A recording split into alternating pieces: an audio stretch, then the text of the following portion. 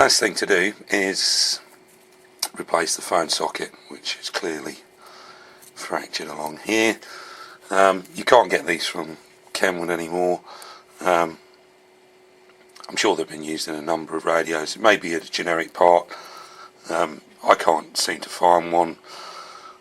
You know, the problem is, you know, it'd be easy enough to put a socket in there, but you've got to try and mount it to the board, and it's quite a narrow unit. And it has to fit in properly. But I happen to have another one here. We got this from Hi-Fi SSB. They're a UK-based company who specialise in used radio parts, and they're very good. I sort of, you know, we wouldn't be able to sort of radios we simply wouldn't be able to repair if it wasn't for Hi-Fi SSB. So you know, hats off to those guys. They do a splendid job. Okay, well, let's get this fitted in, and then the next thing to do is obviously screw the radio back together.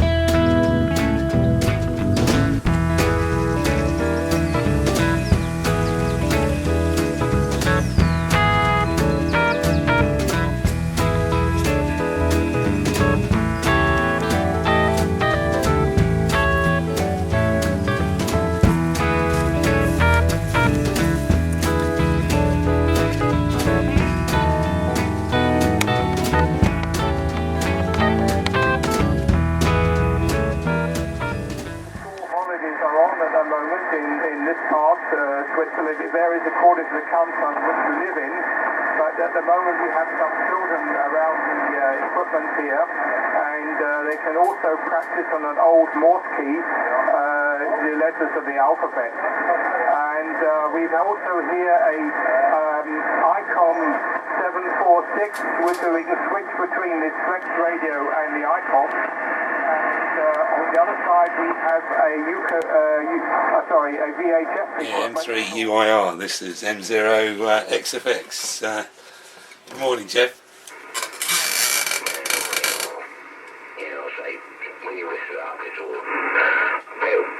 Just on the 9, so it's in the out, and I think the RF on this is quite low, isn't it, on the icon.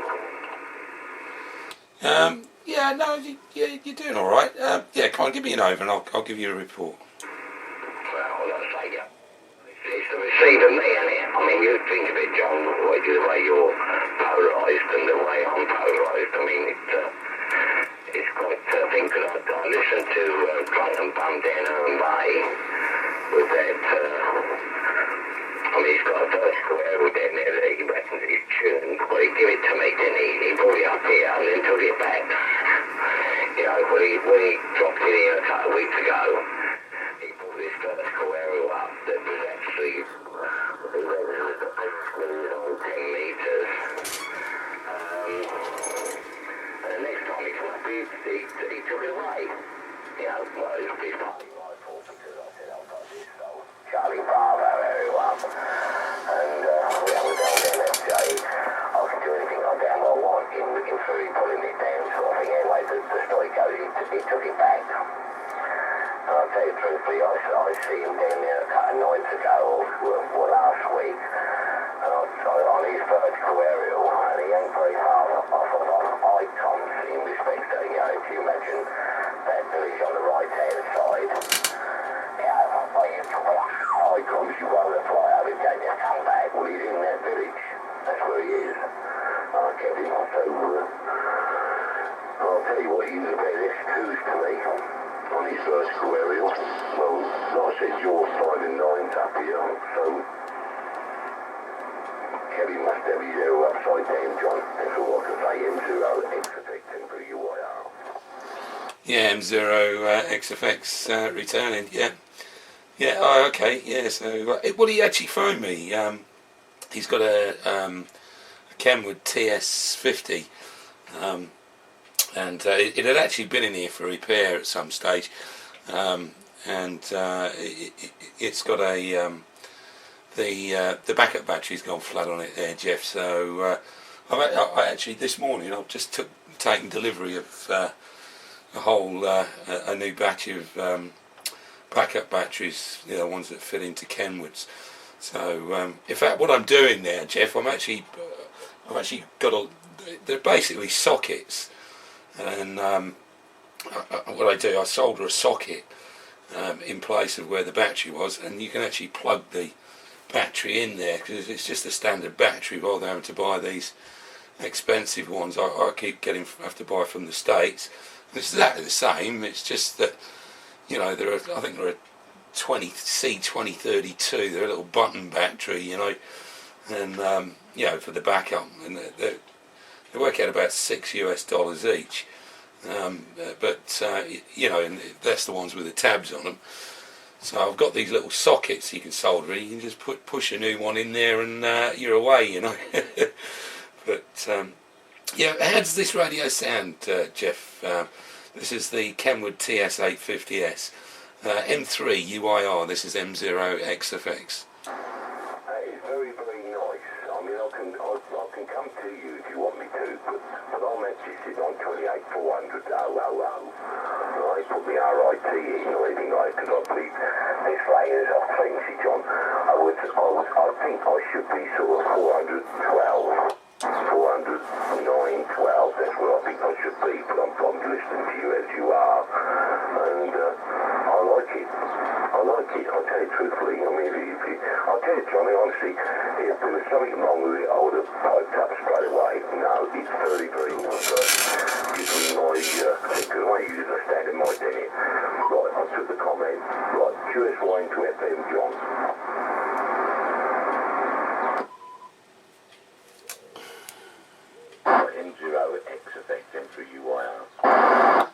M0XFX. I'll just turn that power down a touch.